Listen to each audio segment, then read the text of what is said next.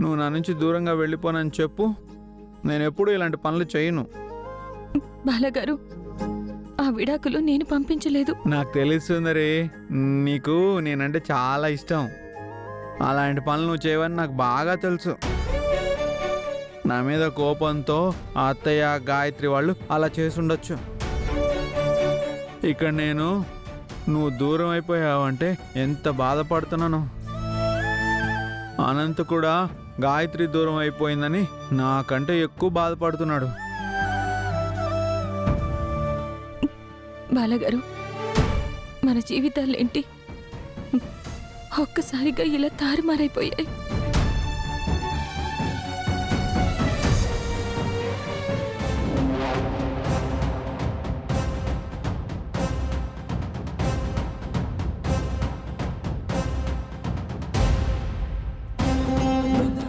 ఫణి, ఇన్నాళ్ళకి ఆఫీస్లో ఎవరు ఎక్కడ కూర్చోవాలో అక్కడ కూర్చున్నారు.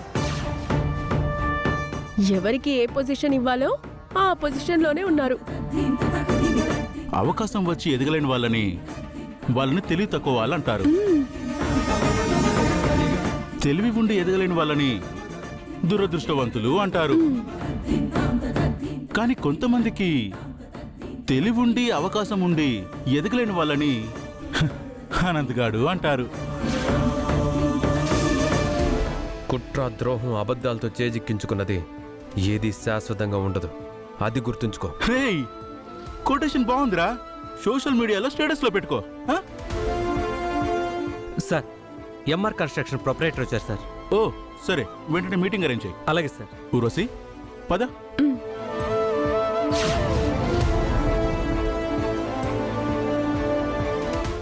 ఎంఆర్ కన్స్ట్రక్షన్ వాళ్ళ వెరీ డేంజరస్ పీపుల్ కదా.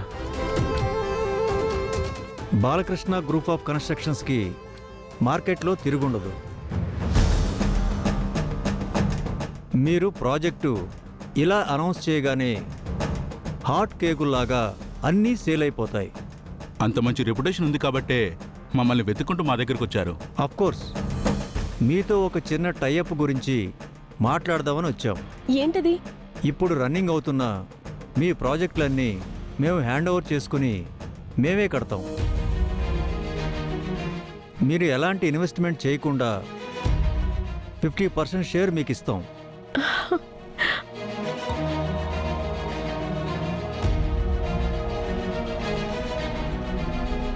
ఈ డీల్ మాకు ఓకే.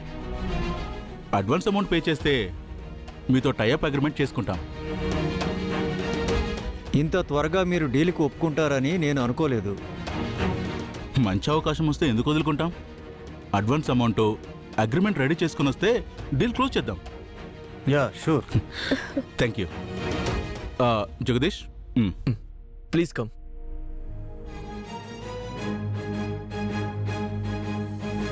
కూర్చో.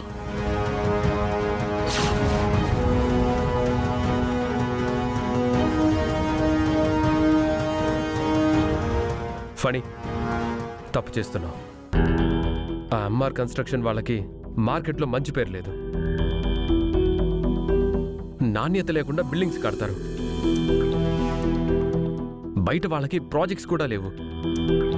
మన ప్రాజెక్ట్ తీసుకొని నాణ్యత లేకుండా కడితే మనకి మన కంపెనీకి చెడ్డ పేరు వస్తుంది. రే అనంత్, నువ్వు ఇప్పుడు ఇక్కడ ఆఫ్టర్ ఆల్ ఎంప్లాయీవి. నేను ఎండీని.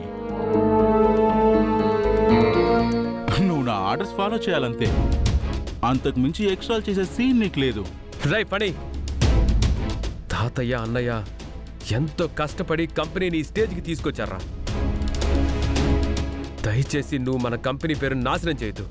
రై, ఏం చేయాలో నాకు తెలుసు. నువ్వు అరవకుండా వెళ్ళి నీ వర్క్ చేసుకో. వెళ్ళావు.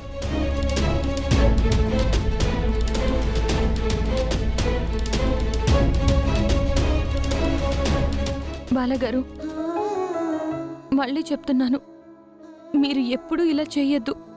ఏమో సుందరి, నేను నా నుంచి దూరం చేస్తారని తెలియగానే నాకు చాలా కంగారుగా భయం వేసింది. మన భయాన్ని పోగొట్టి అభయాన్ని ఇచ్చేవాడు ఆ దేవుడని నువ్వే చెప్పావు కదా. అందుకే నేను ఆ దేవుడి దగ్గరకు వచ్చాను. పంతులు గారిని కోరిన కోరికలు తీరాలంటే ఏం చేయాలని అడిగాను. ఇలా చేయమని చెప్పారు. బాలగారు, మీది నాది జన్మజన్మల బంధం. విడాకులు అనే పేపర్లతో మన బంధాన్ని ఎవరూ విడదీయలేరు.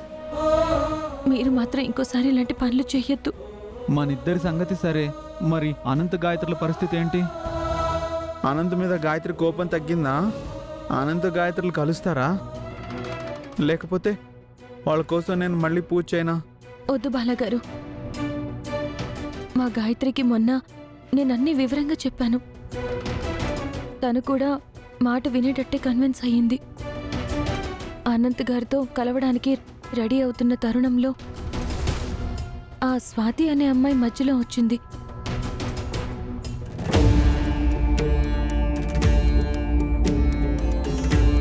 దాంతో గాయత్రి పూర్తిగా అనంత్ గారిని దూరం పెట్టేద్దామని చూస్తోంది. ఓహో, అలా జరిగిందా?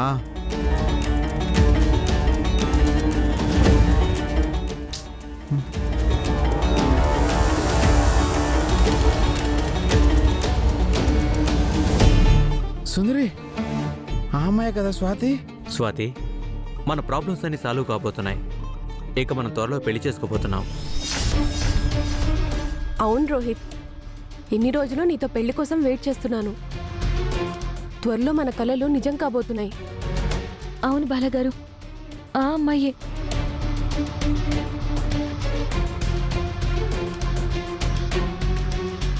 పదండి. నువ్వు ఇక్కడే ఉండు, నేను వెళ్ళి కొబ్బరికాయ పూలు తీసుకొస్తాను. సరే. ఉండు.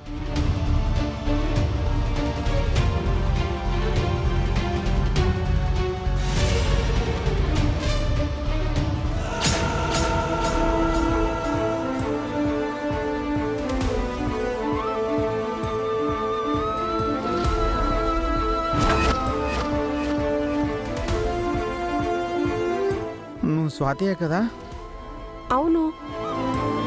మరి నీకు బాయ్ ఫ్రెండ్ ఉంటే అనంత్ గారికి నీకు సంబంధం ఏంటి?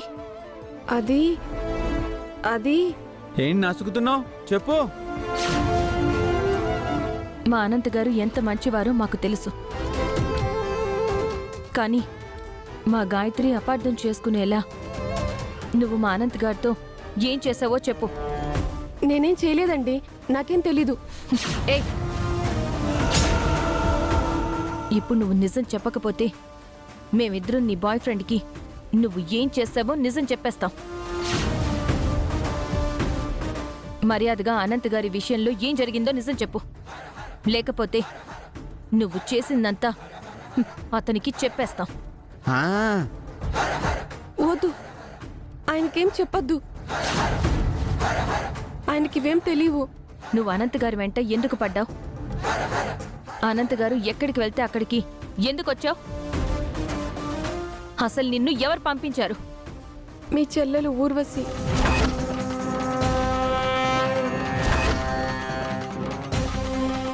ఆమె భర్త ఫనీ.